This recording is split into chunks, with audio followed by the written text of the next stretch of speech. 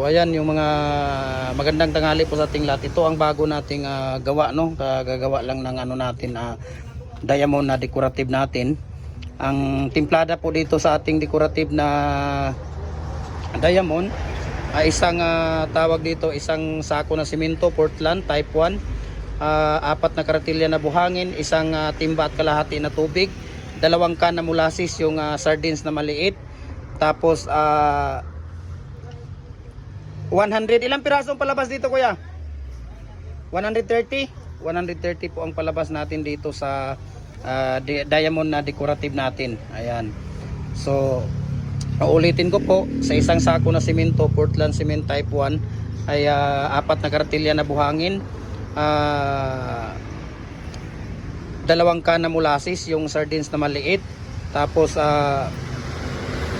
isang sako na simento, 130 pieces na piraso ang palabas dito, tapos isang timba at kalahati na tubig ang inahalo namin dito. Sa sino pang hindi nakapag-follow ng Facebook page natin, follow na po kayo para updated kayo sa mga bagong video natin.